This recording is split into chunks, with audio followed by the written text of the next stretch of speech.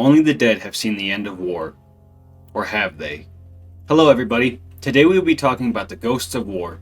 We're going to be going over a couple of different battles and war zones, as well as the reports of haunted activity in those areas. I won't go in depth about any one battlefield or war, but all my sources are linked below if you want to look into it.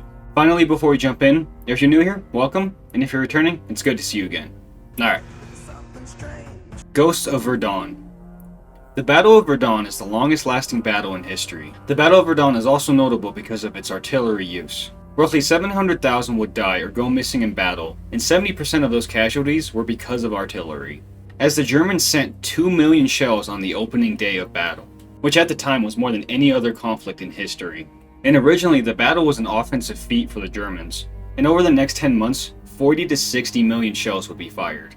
Oh, and just in case you didn't know, biological or chemical warfare was used in World War I. So it wasn't just explosives raining out of the sky. There was around 65 square miles of unexploded ordnances in the aftermath. This area is known as the Red Zone, or Zone Rouge, with recoveries still going on today. In certain places you are prohibited to go because there are still bombs in the land. The battle, ridden with artillery fire, would destroy 9 villages. German Chief of General Staff Erich von Falkenhayn would be the leader of the German side, with the aim to crush the French army before it had the chance to strengthen itself with the Allies. On the French side, General Philippe Pétain was the main leader and was seen as a hero in the aftermath, literally nicknamed the Hero of Verdun. But it was also headed by General Robert Nivelle. Verdun was a fortress for the French, and they fought like it to protect it, coming out victorious after a grueling 10 months. The battle saw the French hold off a huge German offense, with the French winning and becoming somewhat offensive towards the end. Unfortunately though, in the aftermath, they had lost roughly 400,000 soldiers, with the Germans losing an estimated 300 to 350,000. Over 500,000 young men are buried in the city of Verdun, France, and over 130,000 remains of unidentified soldiers are kept in the open in the museum. The longest battle of history saw mankind at its worst, with thousands of young men dying and killing one another, with many never even seeing the person who pulled the trigger on the other side. That battle that turned 9 villages into ghost towns and scattered the battlefield with craters like it's the moon's surface. It's no surprise that many reports have come out about weird encounters and the overall sense of dread. Gravestones aren't hard to find in Verdun. You can literally just look left or right and you'll probably find some. And the remains of the trenches covered up in forestry. The haunted feelings come from the absolute wreckage of everything the common man worked for. The fact that 9 cities were completely wiped off the map imposes a horrific feeling for tourists today. And it's not just a sense of dread. There's been reports of seeing apparitions of soldiers. And the paranormal activity isn't just seen by tourists today. An account by a former intelligence officer for the French, Edwin T. Woodhull, he states, he and a couple of other soldiers came across what they believed was a German soldier, digging frantically. They could tell he was a German soldier because of his uniform, although it was extremely dirty, as if, quote, he had been buried in it. When the French soldiers announced themselves to the German soldier turned around and it was revealed to be just a skeleton. The French soldiers soon opened fire because, obviously. However, the apparition disappeared. Although this story is believed to be that of pure folklore and or propaganda, as within the whole story, there was a German occupation in a nearby village, but the Germans were being kicked out. Before being kicked out, the Germans would kill a woman, a child, and a priest. But before dying, the priest would curse the soldiers. The bodies of the woman, child, and priest would be buried under the rubble, as artillery fire began raining down. This artillery would kill the soldiers, so it is believed that the French soldiers came across the German soldier, desperately looking for those he had killed. Whether a true ghost account or simply a story shared within French soldiers, the Battle of Verdun holds many eerie accounts. And the red zones, that hold live ordnances, buried shallowly beneath the surface, is a very real reminder of the horrors of the Battle of Verdun. The Afghan War Ghosts. The Afghanistan war ghosts relate to the many different accounts of strange activity in Afghanistan, specifically in the province of Helmand. I'm going to be looking at American and British stories, but first we're going to have to see why they were there in Afghanistan in the first place. The 9/11 attack started a manhunt against Osama bin Laden, and reportedly because Al-Qaeda was hiding in Afghanistan and wasn't willing to give up Osama bin Laden, NATO countries went into Afghanistan. Another reasoning was to ensure that the country would not again become a safe haven for international terrorists to attack NATO member countries. Pretty much, the invasion of Afghanistan was part of America's war on terror. And while America and NATO achieved their goals pretty early on within Afghanistan, they ran into the problem of trying to impose America's structure in Afghanistan. As quite frankly, America didn't understand Afghanistan culture. So when America tried to impose many different things like the justice system, it failed. For example, the justice system was so bureaucratic and slow that people began turning to the Taliban to settle disputes. This was echoed throughout many Afghan civilians. wanting the Americans to go back to their home country. When it comes to the conflict, the war went over 20 years. The death toll for America and the Allies saw roughly 6,000 US personnel killed and 1,000 Allied troops killed. The death toll for Afghanistan was much higher, with roughly 70,000 Afghan military and police dead. Roughly 46,000 Afghan civilians would die, although that number is believed to be much higher. 53,000 opposition fighters would be killed, and almost 67,000 other people were killed in Pakistan in relation to the Afghan war. The Afghan war would cost $2.3 trillion for the United States, and after the failure of America's political settlement and the withdrawal of troops, conflict would ease and the Taliban would regain control of Afghanistan in 2021, in which they still govern over today. In the Afghan war, many paranormal reports would take place, especially on a 100-foot mound in the province of Helmand. This mound was known as Observation Point, or locally known as OP Rock. But there was one problem with OP Rock. The 100-foot mound didn't compare to the mountains surrounding it, so this observation spot was actually extremely dangerous, just to be stationed at. But a weird thing about the observation spot is whenever a new group of soldiers would come to relieve the soldiers at OP Rock, those soldiers who had been on the rock had told the newcomers, quote, "If you dig anything up, make sure you put it back," which is kinda weird. OP Rock was on top of a tunnel system built by the Taliban, so it's not surprising soldiers would be wary of the underground. One day the new soldiers would have to begin digging, mainly trying to get better defensive positions. That's when they stumbled across some bones, and by some I mean hundreds of bones.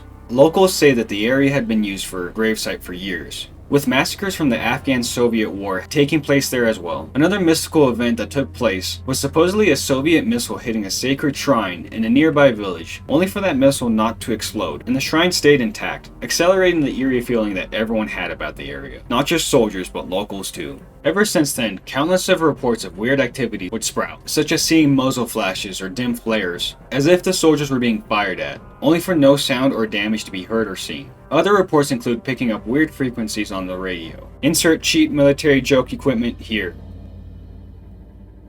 Please clap.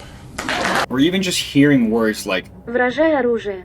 which roughly translates to drop your weapon. Seeing shadows or silhouettes walk by, as well as an overall feeling of dread, is normal. Locals have stated that when the soldiers came through the village, they forced everyone into their homes. During this time, the soldiers would go into the building that held the shrine and steal things. This is the explanation that the locals give to explain all the weird events that was going on, while others believe that the story is simply due to the effects of war. What do you think? West Point Military Academy. The West Point Military Academy in New York is the nation's first military academy. It was founded on March 16, 1802, and trains and develops cadets to become leaders that stand for the American Army. Those who graduate receive a Bachelor of Sciences degree and are commissioned as second lieutenants in the Army. The academy was initially funded by President Thomas Jefferson, specifically for the rapidly growing Army. Today, over 80,000 have graduated, with 77 of those graduates winning the Medal of Honor down the line. The Medal of Honor is the highest military decoration they can give out, so that's saying something. The Academy's acceptance rate is only 12%, so again, this is like top of the top. Some of the notable alumni include Dwight Eisenhower, Robert E. Lee, Ulysses S. Grant, and several others. West Point as a general military post has seen every major conflict in the development of the United States. Cadets who have attended the extremely prestigious Academy of West Point have reported feeling like they were being watched by unseen forces, or even seeing apparitions within the Academy. It got so bad to the point where famous demonologists were called in. You might know them. Ed and Lorraine Warren were called in to investigate the Academy. The Conjuring couple, just in case you didn't know. In fact, they were requested to the location. Through them and the cadets' accounts, this is some of the stories we've heard. There's supposedly a ghostly soldier in the old room known as room 4714. The ghost is known as the Pusher because he immobilizes people who look at him. Ed and Lorraine Warren have reported numerous different ghosts, notably a ghost named Molly, who is supposedly an Irish cook and is responsible for throwing wine bottles in the kitchen and other mischievous acts. In quarters 107B, there is allegedly a ghost lady named, the Lady. Unlike Molly, the Lady is an asshole, much more chaotic with her dealings, as she would just completely throw things around, make clocks that haven't worked in forever just randomly chime. And I know that doesn't sound scary, but just imagine your alarm clock just randomly going off. That gives me a heart attack every time. As well as other reports of having conversations with children, only for some parents to come in and ask what the child's doing. And the child's response was she's talking to the lady. If you're a parent and your child still talks to its imaginary friend and or ghosts, and your child is 10 or up, I'd say take them to the doctor. Best case scenario, they have mental issues. Worst case scenarios, you're dead, and you don't know it. I see dead people.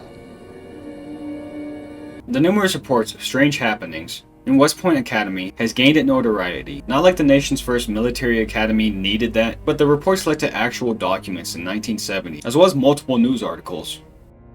The American Civil War Ghosts.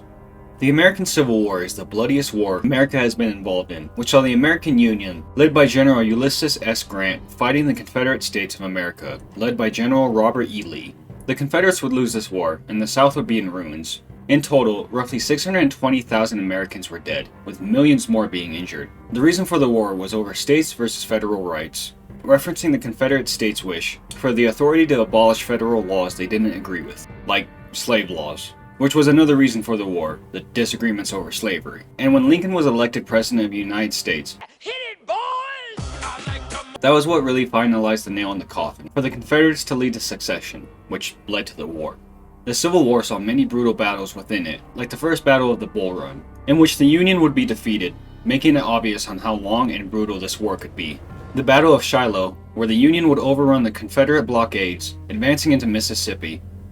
The Battle of Antietam, the bloodiest one-day battle in history, saw the Union's grit against the Confederates and allowed Lincoln the ability to announce the Emancipation Proclamation, where Lincoln announced that all slaves in rebellious states are now free. The Vicksburg Campaign saw the Union weaken the Confederates by splitting it in half and isolating Louisiana, Kentucky, and Arkansas. And of course the Battle of Gettysburg, the bloodiest battle in the Civil War, in which roughly 50,000 men would die and thousands more would be injured, and is highly regarded as the turning point in the Civil War, as Robert E. Lee's second attempt to push further north led to his army losing roughly 28,000 soldiers. The loss of life, drought in the supplies, and the social division within the Confederate States led to the surrender of the Confederacy on April 9, 1865. The Battle of Gettysburg is notorious for its ghostly activity and footage. Now I made a whole video about this and it should be linked somewhere up here. I'm going to do a quick synopsis. The battle ranges all throughout the town of Gettysburg and the surrounding areas of it, including vicious battles at Devil's Den, a terribly rocky terrain, right next to a place called Slaughter's Pen, or Pickett's Charge, where Confederates were ordered to walk through an open field to try to break Union lines, leading to thousands of deaths. With all this fierce and brutal fighting, it supports the reports of seeing ghostly soldiers marching through fields, or working with the cannon, or even hearing cannons.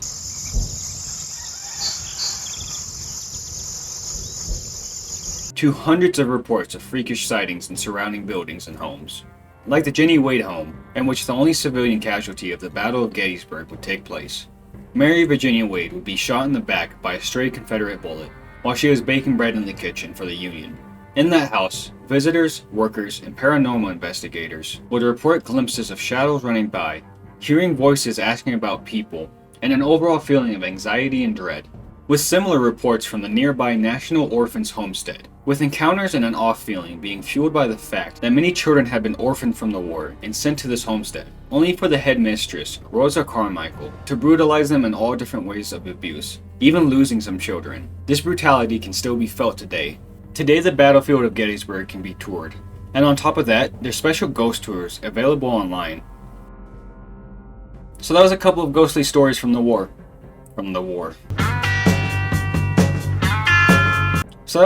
ghostly stories from the war.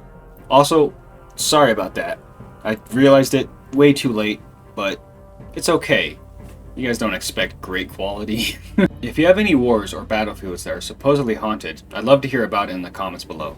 Someone had commented about the ghost of Verdon, which is how this video was created. So thank you.